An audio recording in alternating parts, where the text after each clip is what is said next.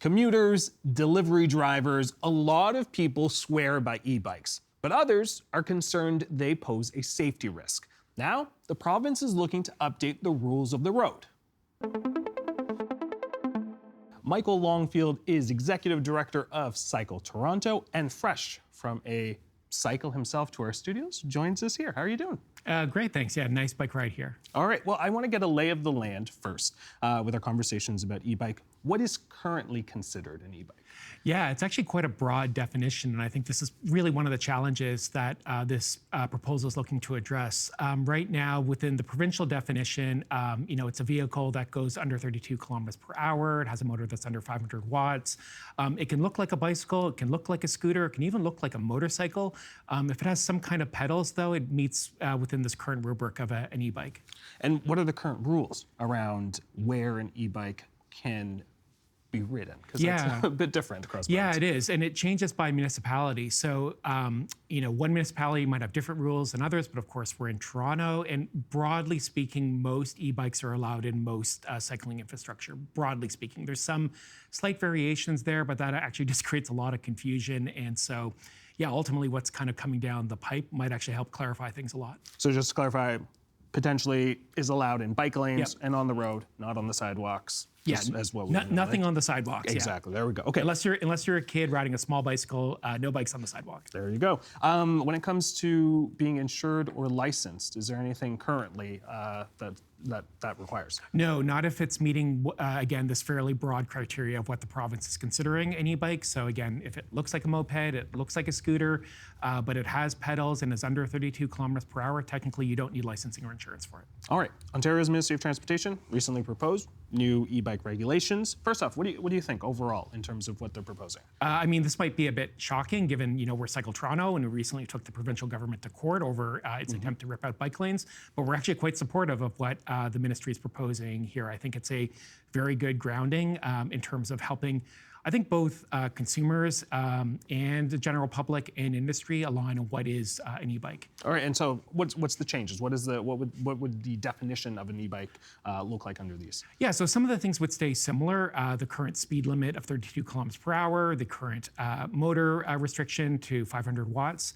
But one of the big differences they're proposing is actually including basically some physical descriptors to better describe, say, an e-bike between an e-moped or a low-speed motorcycle. So within the new definitions, an e-bike would require an adjustable saddle, it would require no footrest, it would specifically require working pedals and or a hand crank. And so, with this, it would better differentiate, a lot of these moped-style vehicles that currently do meet the definition, but would exclude them from the new definition of a so-called power-assisted vehicle. And insurance as well. So not insurance on the bicycle-style ones. So, things that would still qualify as power-assisted vehicles, i.e. e-bikes, would not require insurance, but those other things that are no longer, so the moped, scooters, low-speed motorcycles, those would potentially require licensing and insurance. All right. They would basically need to meet a federal standard for a motor vehicle. Okay. Now, with that, one of the things is we've seen a lot of these e-bikes over the years.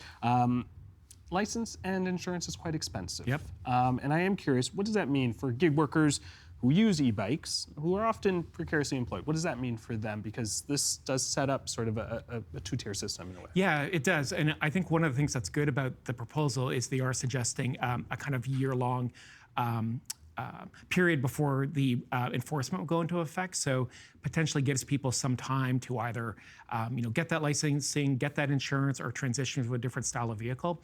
I do think that it's been a bit of the Wild West in this, and MTO's maybe been lagging behind where the industry's been, and a lot of people, especially gig workers, have bought vehicles in good faith. And certainly myself, I rely on food delivery. It's really important for local businesses. It's a big part of our economy, and so there is a potential downside here. But at the same time, the status quo was not tenable, and so I think the MTO moving the direction they are and proposing these regulations is probably the right way to move forward on this. Do you think people who are in this conversation right now, when it comes to e-bikes, are like, well, this doesn't really pertain to me. I don't really use bike lanes. I don't really use e-bikes.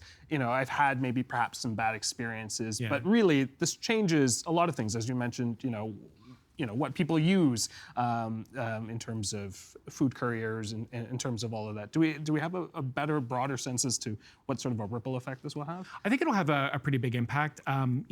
Certainly e-bikes in and themselves have really been a game changer, especially since the pandemic. We talked about the fact that I biked here. I came on a bike share e-bike. This trip wouldn't have been possible up Yonge Street, that steep hill, getting ready for the studio. I probably wouldn't have done it on a conventional bike. And so it really can open up a lot of trips for people, people with disabilities, seniors as well. For a lot of folks as well, like an e-cargo bike can replace a car. It's not necessarily going to transition all your trips by bike, but can really open up new possibilities. And so I think these regulations are really doing an important job of helping basically helping Toronto catch up to where the industry is and help unlock this for more people, while again ensuring it's clearer to consumers and end users what is or isn't an e-bike. I think a lot of the concern that we might hear, especially on both sides of the political spectrum about this kind of like air quotes e-bike menace. A lot of these vehicles are technically legal and are already meeting provincial standards. And so by tightening those standards and providing better regulatory clarity, I think it'll make it more straightforward for all road users. Does that make enforcement a bit easier I think as well? it does, yeah. I mean, one of the things that we found is, and we've done this, kind of quiz with elected officials, with police officers, even with gig workers, is sort of showing people pictures of vehicles and saying, is this legal or not? And you actually can't tell by looking at things. A lot of things that look like motorcycles technically meet the standard of e-bikes. A lot of things that look like bicycles aren't legal either because they have much more powerful motors or are much faster. So again, these types of regulations will make it a little bit easier to be able to look at something and know where it shouldn't go or not. And same thing too when you're buying things, like knowing, I think right now people are buying things in good faith. Right. The industry isn't very well regulated. I think that's something we need the federal government to step in on, but it'll help consumers as well sort of know like, oh, right, looks more like an e-bike. It's meeting these various criteria. I know I can be pretty confident I'm going to be able to use this on Toronto streets and sidewalks, or not sidewalks, and on bike lanes. Well, you talked about the quiz. I am curious, what other things is Cycle TO doing in sort of educating riders about e-bikes? Yeah, so we've been doing some really great engagement sessions, working with the Biking Lawyer and Bike Brigade, having sessions with gig workers to kind of let them know about where their vehicle may or may not be legal, letting them know the rules of the road. The feedback on that's been really great, and I think for us it's confirmed that, again, people aren't doing things to try to skirt the rules. It's that the rules themselves are quite vague, and just relying on enforcement on the end user really isn't a solution. We need industry to be better aligned. We need the federal government involved. One of the things too that I think is really missing from the provincial proposal are standards around battery safety standards. There is a lot of concern about the risk of e-bikes on our roads. But the biggest danger from our perspective is around battery fires. I think Fire Chief Jessup has said it's one of the biggest causes of fires in Toronto, and it's really only the federal government that can provide that level of standards. And so Health Canada's currently doing some work around lithium battery safety standards that currently won't apply to bicycles. And so one of the things we're hoping the province will do is continue to work with the feds to provide those standards to e-bikes as well.